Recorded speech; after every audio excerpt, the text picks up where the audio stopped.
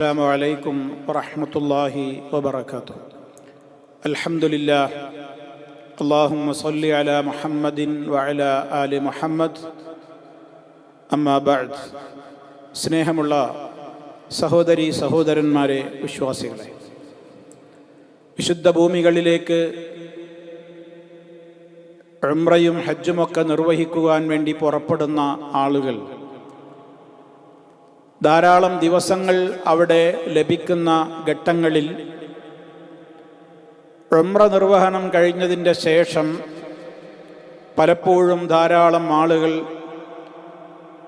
ആ ഉംറയുടെ നിർവഹണം നിർവഹിക്കപ്പെട്ട് പിന്നീട് വീണ്ടും അവർ ധാരാളം ഉംറകൾ നിർവഹിക്കുവാനുള്ള പ്രത്യേകമായ ഒരു ആവേശവും ഉന്മേഷവുമൊക്കെ പലരും പ്രകടിപ്പിച്ച് കാണുന്നുണ്ട്.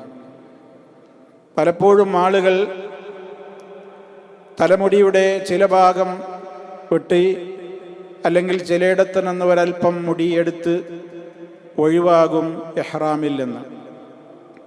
എന്നിട്ട് പറയും, ഞാൻ 5 ഉംറ ചെയ്യാൻ നിയ്യത്തുണ്ട്, 10 ഉംറ ചെയ്യാൻ തീരുമാനമുണ്ട് എന്നൊക്കെ പറഞ്ഞിട്ട് ആ മക്കയിലെ താമസത്തിനിടക്ക് ആ ആദ്യ ഉംറ ചെയ്തതിൻ്റെ ശേഷം പിന്നെ എല്ലാ ദിവസവും പിന്നെ ഈ യാത്രയാണ്. മക്കയോടടുത്ത് കിടക്കുന്ന ഹറമിൽ നിന്ന് ഏറ്റവും അടുത്ത് കിടക്കുന്ന സ്ഥലമായ തൻഈമിലേക്കാണ്, ആയിഷ പള്ളി എന്നാണ് പലരും അതിന് പേര് പറയുക. അതിൻ്റെ ഒരു സാഹചര്യ ചരിത്രവുമുണ്ട്, അവിടേക്ക് ഞാൻ വരുന്നുണ്ട്. എന്തായാലും ഈ തൻഈമിലേക്ക് ടാക്സിക്ക് പോയി അവിടെ നിന്ന് വീണ്ടും ഇഹ്റാം ചെയ്യുക, വീണ്ടും തിരിച്ചു വരിക, പിന്നെയും ഉംറ ചെയ്യുക, പിറ്റേന്നോ അതിൻ്റെ പിറ്റേന്നോ പിന്നെയും ഉംറക്ക് പോവുക, പിന്നെയും ഉംറ ചെയ്യുക. ഇങ്ങനെ ഉംറ ചെയ്യാൻ വേണ്ടി മാത്രം മക്കയിൽ നിന്ന് ഹറമിൽ നിന്ന് ഹറമല്ലാത്ത അതിൻ്റെ പരിധിയിലേക്ക് പോയി തിരിച്ചു വന്ന് ഇങ്ങനെ ധാരാളം ഉംറകൾ ചെയ്യുക. എന്നിട്ട് പലപ്പോഴും പറയുകയും ചെയ്യും, ഞാൻ ഇത്ര ഉംറ ചെയ്തു, ഇക്കുറി ഞാൻ 25 എണ്ണം ചെയ്തു, 10 എണ്ണം ചെയ്തു, 5 എണ്ണം ചെയ്തു, 15 എണ്ണം ചെയ്തു എന്നൊക്കെ അഭിമാനത്തോടുകൂടെ പറയുകയും ചെയ്യും. എന്താണ് ഇതിൻ്റെ വസ്തുത? സഹോദരങ്ങളെ, നമ്മൾ മനസ്സിലാക്കുക, നാം ഏതൊരു വിഷയത്തിലും മാതൃകയായി സ്വീകരിക്കേണ്ടത് മഹാനായ റസൂൽ സല്ലല്ലാഹു അലൈഹി വസല്ലമനെയാണ്. നമ്മൾ ധാരാളമായി കേൾക്കുന്നു, അള്ളാഹുവിനെ ഏറ്റവും ഭയപ്പെട്ടതും ഏറ്റവും തഖ്വയുള്ളതും നബി സല്ലല്ലാഹു അലൈഹി വസല്ലമനാണ്. അവിടുത്തെ ചര്യകളാണ് ഏത് വിഷയത്തിലും നമ്മുടെ മാതൃക. വഖൈറുൽ ഹദി ഹദി മുഹമ്മദിൻ സല്ലല്ലാഹു അലൈഹി വസല്ലം. അള്ളാഹുവിൻ്റെ റസൂലിൻ്റെ ചര്യ അതാണ് ഏറ്റവും ഉത്തമമായ ചര്യ. എന്നാൽ ഇങ്ങനെ ഒന്നിലധികം ഉംറകൾ ഇങ്ങനെ ഒരേ യാത്രയിൽ ഇങ്ങനെ ഉംറ ചെയ്യാൻ വേണ്ടി മാത്രം മക്കയിൽ നിന്ന് പുറത്തേക്ക് പോകുക വരിക എന്നുള്ള ഒരു രീതി, ഇതിനെക്കുറിച്ച് പണ്ഡിതന്മാർക്കിടയിൽ വ്യത്യസ്തങ്ങളായ വീക്ഷണങ്ങൾ നിലവിലുണ്ട്. പണ്ഡിതാഭിപ്രായങ്ങൾ ആ വിഷയത്തിൽ ധാരാളമുണ്ട്. പക്ഷേ നമ്മൾ ആലോചിക്കുക, ഇവിടെ നബി സല്ലല്ലാഹു അലൈഹി വസല്ലമിൻ്റെ കാലത്ത് നടന്നൊരു സംഭവം ഏതാണ്? അള്ളാഹുവിൻ്റെ റസൂലും സഹാബിമാരും അടങ്ങുന്ന ആയിരങ്ങൾ പങ്കെടുത്ത പ്രവാചകൻ സല്ലല്ലാഹു അലൈഹി വസല്ലമിൻ്റെ വിടവാങ്ങൽ ഹജ്ജ്. അതിൽ അന്ന് മഹദിയായ നമ്മുടെ ഉമ്മമാരുണ്ട്, മഹദികളായ ഉമ്മമാരുണ്ട്. കൂട്ടത്തിൽ ആയിഷ റളിയല്ലാഹു തആല അൻഹയുമുണ്ട്. അവർക്ക് സംഗതി വശാൽ അവർക്ക് മെൻസസ് പീരീഡ് ആയതുകൊണ്ട് മറ്റെല്ലാവരും പ്രത്യേകം ഉംറ ചെയ്തപ്പോൾ ഈ ഉമ്മാക്ക് ഉംറ ചെയ്യാൻ സാധിച്ചില്ല. അങ്ങനെ ഹജ്ജൊക്കെ കഴിഞ്ഞ് എല്ലാവരും മടക്കയാത്രയുടെ സമയമായപ്പോൾ ആയിഷ ബീവി നബി സല്ലല്ലാഹു അലൈഹി വസല്ലമിനോട് പരിഭവപ്പെട്ടുകൊണ്ട് പറഞ്ഞു, എല്ലാവരും ഇങ്ങനെ ഉംറ കൊണ്ടാണ് മടങ്ങുന്നത്, എനിക്കതിന് സാധിച്ചിട്ടില്ല, അതുകൊണ്ട് എനിക്കൊരു ഉംറ ചെയ്യണം, എനിക്കൊരു ഉംറ കൂടി നിർവഹിക്കണം എന്ന് മഹദിയായ ആയിഷ റളിയല്ലാഹു തആല അൻഹ നബി സല്ലല്ലാഹു അലൈഹി വസല്ലമിനോട് ആവശ്യപ്പെടുകയാണ്, പരിഭവം പറയുകയാണ്. അപ്പം നബി സല്ലല്ലാഹു അലൈഹി വസല്ലമ അവരോട് പറഞ്ഞു, എന്ത്? ആയിഷ, എങ്കിൽ നീ മക്കയുടെ ഹറമിൻ്റെ അതിർത്തിയിൽ നിന്ന് പുറത്തേക്കുള്ള ഹില്ലിലേക്ക് അഥവാ തൻഈമിലേക്ക്, അതിനോട് അടുത്ത് കിടക്കുന്ന സ്ഥലം, ഏറ്റവും അടുത്ത് യാത്ര ചെയ്താൽ എത്താവുന്ന സ്ഥലം അതാണ്, അങ്ങോട്ട് പോയി അവിടെ പോയി ഇഹ്റാം ചെയ്ത് വന്ന് ഉംറ ചെയ്തോളാൻ വേണ്ടി പറഞ്ഞു. ഇതാണിപ്പോൾ നബി സല്ലല്ലാഹു അലൈഹി വസല്ലമിൻ്റെ കാലത്ത് നടന്ന സംഭവം. ഇവിടെ നമ്മൾ മനസ്സിലാക്കേണ്ടത്, അങ്ങനെ ആയിഷ റളിയല്ലാഹു തആല അൻഹ പോയപ്പോൾ കൂടെ മഹറമായിട്ട് അന്ന് ബസ്സോ കാറോ സംവിധാനം ഒന്നുമില്ലല്ലോ. അവർ നടന്നോ അല്ലെങ്കിൽ ചെറിയ വാഹനപ്പുറത്തോ കഴുതപ്പുറത്തോ ഒക്കെ ആയിരിക്കും പോവുക. അല്ലെങ്കിൽ ഒരു വേള നടന്നിട്ടായിരിക്കും പോവുക. ഇന്നത്തെ റോഡ് സൗകര്യങ്ങളുണ്ടോ, സ്ട്രീറ്റ് ലൈറ്റ് സംവിധാനങ്ങളുണ്ടോ? ഇപ്പൊ കൂടെ ആള് വേണമല്ലോ.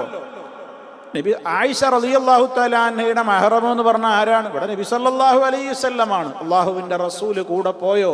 പോയില്ല. ആങ്ങളയുണ്ട്, ബ്രദറുണ്ട്, അബ്ദുറഹ്മാൻ റളിയല്ലാഹു തആല അൻഹു.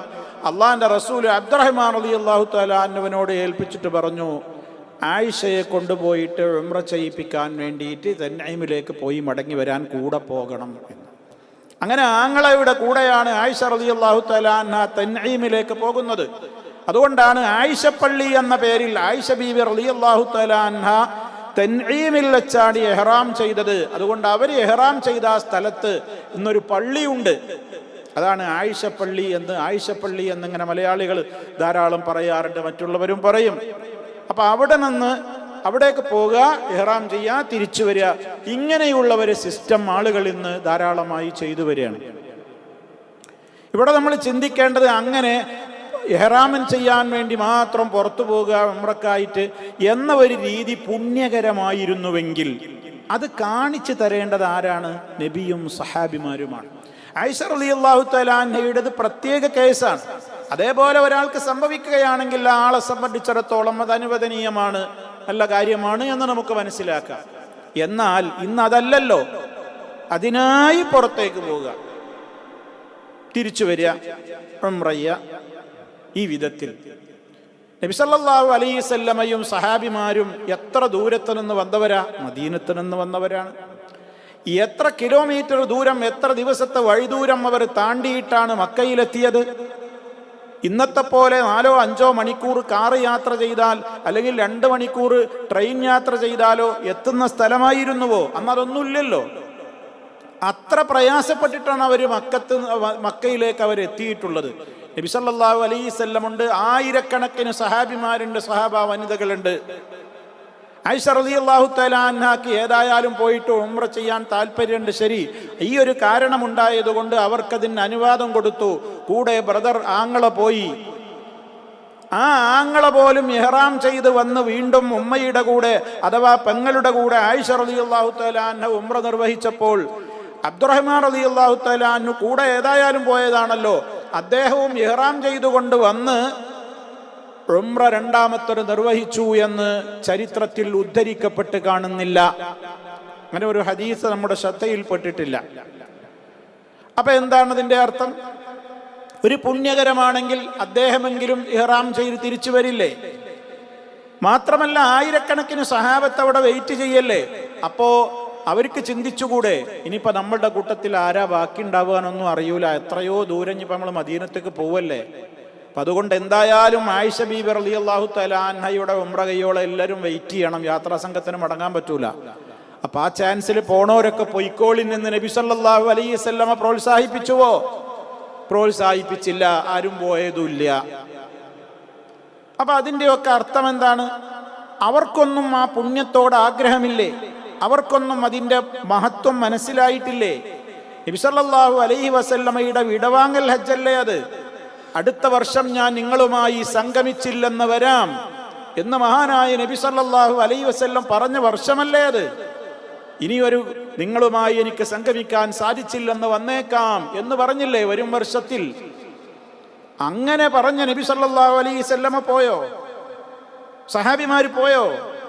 പോയില്ല. ഇതെന്താണ് നമുക്ക് മനസ്സിലാക്കി തരുന്നത്? അങ്ങനെ ഒരു പുണ്യകർമ്മമായിരുന്നു അതെങ്കിൽ അള്ളാഹുവിൻ്റെ റസൂലോ സഹാബത്തോ വലൗ കാന ഖൈറൻ ലസബഖൂന ഇലൈഹി, അവരതിലേക്ക് മുൻകടക്കുമായിരുന്നു. ഈ ഒരു വീക്ഷണത്തോടാണ് പണ്ഡിതന്മാരിൽ ധാരാളം ആളുകൾ പക്ഷം ചേർന്നിട്ടുള്ളത്. അങ്ങനെ ഒരു ഉംറ നിർവഹിക്കാനായി മാത്രം മക്കത്തുനിന്ന് പുറത്തേക്ക് പോകുക വരിക എന്നുള്ള ഒരു രീതി, അങ്ങനെ ഉംറ ആവർത്തിക്കുന്ന ധാരാളം ഉംറകൾ ചെയ്യുന്ന ഒരു രീതി നബിചര്യയിൽ നമുക്ക് കാണാൻ കഴിയില്ല എന്ന വീക്ഷണത്തോടാണ് ഒരുപാട് പണ്ഡിതന്മാര് ചേർന്ന് നിൽക്കുന്നത്. ആ വീക്ഷണമാണ് നമുക്കും ശരിയായും മനസ്സിന് സമാധാനമുള്ള വീക്ഷണമായും തോന്നുന്നത്. കാരണം ഇത് തന്നെ മുത്തു മുസ്തഫ സല്ലല്ലാഹു അലൈഹി വസല്ലമിനെ പോലെ നന്മകളിലേക്ക് താല്പര്യവും ആവേശവും ഉത്സാഹവുമുള്ളവർ ആരാണുള്ളത്? ആ മുഹാജിറുകളെ പോലെ, അൻസാറുകളെ പോലെ, സഹാബത്തിനെ പോലെ ഇത്രത്തോളം നന്മയിലേക്ക് ഉത്സാഹവും താല്പര്യവുമുള്ളവർ വേറെ ആരാണുള്ളത്? അവരൊന്നും അത് ചെയ്തില്ലെങ്കിൽ അവരെക്കാളൊക്കെ നമ്മളാണോ അതിൻ്റെ മഹത്വം അറിഞ്ഞവർ എന്ന് നമ്മൾ ചിന്തിക്കുക. അതേപോലെ തന്നെ അതേ അവസരത്തിൽ ഒരാൾ മക്ക വിട്ട് പിന്നെ ഈ ഇഹ്റാമിൻ്റെ പ്രത്യേകമായ സ്ഥലത്തേക്ക് പോവുകയാണ്. എങ്ങനെ, എന്തിനു പോകുന്നു? ഇഹ്റാം ചെയ്യാൻ വേണ്ടി മാത്രം പോവുകയല്ല. ആ വ്യക്തി ഒന്നുകിൽ മദീന സന്ദർശനത്തിന് പോവുകയാണ്. മഹാനായ നബി സല്ലല്ലാഹു അലൈഹി വസല്ലമിൻ്റെ മസ്ജിദുൻ നബവിയിലേക്ക്, മഹത്വമുള്ള പ്രാധാന്യമുള്ള ആ മദീന സിയാറയിലേക്ക് ഒരാൾ പോവുകയാണ്. അയാളെ ലക്ഷ്യം തന്നെ അയാൾ മദീന സിയാറ പോവുകയാണ്. പക്ഷെ അയാൾ മടങ്ങി വരുന്നു, വീണ്ടും മക്കയിലേക്ക് തിരിച്ചു വരുന്നുണ്ട്. എങ്കിൽ അയാൾക്ക് എന്ത് ചെയ്യാം? അയാൾ മടങ്ങി വരുന്നിടത്തുള്ള മീഖാത്തിൽ വെച്ച് വീണ്ടും ഒരു ഉംറക്ക് ഇഹ്റാം ചെയ്തുകൊണ്ട് രണ്ടാമതൊരു ഉംറ ചെയ്യൽ അനുവദനീയമാണ്. അതേപോലെ ആരെങ്കിലും ഒരു ഹാജി ഉംറ നിർവഹിച്ചു കഴിഞ്ഞു, ഉംറ നിർവഹിച്ചതിൻ്റെ ശേഷം പിന്നെ അദ്ദേഹം ജിദ്ദയിലുള്ള കുടുംബങ്ങളെ കാണാനോ മറ്റേതെങ്കിലും ഒരു ആവശ്യാർത്ഥമോ ഒരാൾ ജിദ്ദയിലേക്ക് പോയി, അയാൾ തിരിച്ചു വീണ്ടും മക്കയിലേക്ക് വരുമ്പോൾ അയാൾക്ക് വീണ്ടും ഇഹ്റാം ചെയ്ത് തിരിച്ചു വരാം. ഒരാൾ ത്വായിഫ് കാണാൻ പോവുകയാണ്, അല്ലെങ്കിൽ ത്വായിഫിലേക്ക് എന്തോ ആവശ്യാർത്ഥം പോയതാണ്, ആ നിലക്ക് അയാൾക്ക് തിരിച്ചു വരുമ്പോൾ അദ്ദേഹത്തിന് മീഖാത്തിൽ വെച്ച് ഇഹ്റാം ചെയ്ത് മടങ്ങി വന്ന് വീണ്ടും ഉംറ ചെയ്യാം. ഇതല്ലല്ലോ ഇന്ന് ചെയ്യുന്നത്. അതേ അവസരത്തിൽ ഒരാൾ എന്ത് ചെയ്യാണ്? ഇഹ്റാം ചെയ്യാനായിട്ട് പോവുക, തിരിച്ചു വരിക, ഉംറ ചെയ്യാനായിട്ട് പോവുക, തിരിച്ചു വരിക. ഏതുപോലെ നബി സല്ലല്ലാഹു അലൈഹി വസല്ലം നമ്മളോട് പറഞ്ഞിട്ടുണ്ടല്ലോ, നിങ്ങൾ പള്ളിയിലേക്ക് കയറിയാൽ ഇരിക്കുന്നതിൻ്റെ മുമ്പ് 2 റക്അത്ത് നിസ്കരിക്കണം, തഹിയ്യത്ത് നിസ്കാരം. അപ്പോൾ നമ്മൾ അങ്ങനെ ഒരാൾ നിസ്കാരം കഴിഞ്ഞിട്ട് അവിടെ ഇരുന്നിട്ട് ഒരാൾ പറയണേ തഹിയ്യത്തിന് നല്ല കൂലിയുണ്ട്, അതുകൊണ്ട് ഇടയ്ക്കിടയ്ക്ക് ഇങ്ങനെ പള്ളിയിൽ നിന്ന് പുറത്തേക്ക് പോവുക, പിന്നെയും വരിക. തഹിയ്യത്ത് നിസ്കരിക്കാനായിട്ട് പള്ളിയിൽ നിന്ന് പുറത്തേക്ക് പോവുക, ഗേറ്റിൻ്റെ പുറത്തേക്കാണ് പോവുക, വീണ്ടും വരിക, നിസ്കരിക്കുക, എന്നിട്ട് പറയാ ഞാൻ ഇന്ന് ഒരുപാട് തഹിയ്യത്ത് നിസ്കരിച്ചു. അതിന് വല്ല അടിസ്ഥാനമുണ്ടോ? അതേ അവസരത്തിൽ ഒരാൾ എന്ത് ചെയ്യാണ്? ഒരു ആവശ്യാർത്ഥം അയാൾ പള്ളിയിൽ നിന്ന് പുറത്തു പോവുകയാണ്. അയാൾക്ക് വന്നാൽ തിരിച്ചും എന്ത് ചെയ്യാം? വീണ്ടും തഹിയ്യത്ത് നിസ്കരിക്കാം. ഇത് തഹിയ്യത്ത് നിസ്കരിക്കാനായി ഉദ്ദേശത്തിൽ പോവുകയാണ്. അതേപോലെ ഒരാൾ മദീനയിൽ പോകുന്നു, മറ്റേതെങ്കിലും പ്രദേശങ്ങളിലേക്ക് ഹറമിൻ്റെ പുറത്തേക്ക് പോകുന്നു, ഒരാവശ്യാർത്ഥം, ഉംറ ചെയ്യാനുള്ള ആവശ്യാർത്ഥമായിരിക്കരുത്. അങ്ങനെ ചില ആൾക്കാരുണ്ട്, സൂത്രം പ്രയോഗിക്കുന്നവർ. എന്നാ പിന്നെ ഇവിടുന്ന് ഇഹ്റാമിനായിട്ട് തന്നീമുക്ക് പോകണ്ട, മദീനത്തേക്ക് പോകുക എന്നുള്ളൊരു പേര് പറയാം. എന്താ ഉദ്ദേശം? എന്താണ്? മദീനത്ത് പോയിട്ട് തിരിച്ചു വരുമ്പോൾ ഒരു ഉംറ ചെയ്യുക എന്നുള്ളത് മാത്രമാണ് ഉദ്ദേശം. വേറെ മദീന പോകലോ ത്വായിഫിൽ പോകലോ ജിദ്ദയിൽ പോകലോ വേറെ ഉദ്ദേശങ്ങളൊന്നുമില്ല. അയാളുടെ ഉദ്ദേശം ആകെ ഒരു ഉംറ ചെയ്യണം, രണ്ടാമത്തെ ഒരു ഉംറയും ചെയ്യണം എന്നതിന് വേണ്ടി മാത്രം എന്ന നിലക്ക് അങ്ങനെയുള്ള ഒരു യാത്ര നമുക്കങ്ങനെ പ്രത്യേകമായി തെളിവുകളിൽ കാണാൻ സാധ്യമല്ല. അപ്പം അതുകൊണ്ട് തന്നെ സഹോദരങ്ങളെ, ഇതൊന്നും ഒരു നന്മകൾ ജനങ്ങൾ ചെയ്യുന്നത് മുടക്കാൻ വേണ്ടി പറയുകയല്ല, മറിച്ച് ഇതിലൊക്കെ നമ്മൾ ചിന്തിക്കണം. ഉള്ള സമയം അവിടെ മക്കയിൽ താമസിക്കുമ്പോൾ ഹറമിലെ ജമാഅത്തുകൾ നഷ്ടപ്പെടാതെ തവാഫുകൾ അധികരിപ്പിച്ചുകൊണ്ടും അതുപോലെ തന്നെ അവിടെ ഹറമിൽ ഇരുന്നു കൊണ്ട് മറ്റു ഇബാദത്തുകളിൽ ഏർപ്പെട്ടുകൊണ്ടുമൊക്കെ അല്ലേ നമ്മൾ സമയം ചെലവഴിക്കേണ്ടത്? അതിനല്ലേ ഏറ്റവും മഹത്വമുള്ളത് എന്ന തിരിച്ചറിവ് എല്ലാവർക്കും ഉണ്ടാവണം. അതുകൊണ്ട് ഞാൻ അത്ര ചെയ്തു ഇത്ര ചെയ്തു എന്നുള്ള നിലക്ക് ഇങ്ങനെ മേനി പറയുന്ന വിധത്തിൽ ഇങ്ങനെ ഒരുപാട് ഉംറകൾ ഇങ്ങനെ ചെയ്യാൻ വേണ്ടി പുറത്തേക്ക് പോകുക വരിക എന്നുള്ളൊരു രീതി മുൻഗാമികൾ അവരത് നല്ലതായി കണ്ടിട്ടില്ല എന്ന് നമ്മൾ പ്രത്യേകം മനസ്സിലാക്കുക.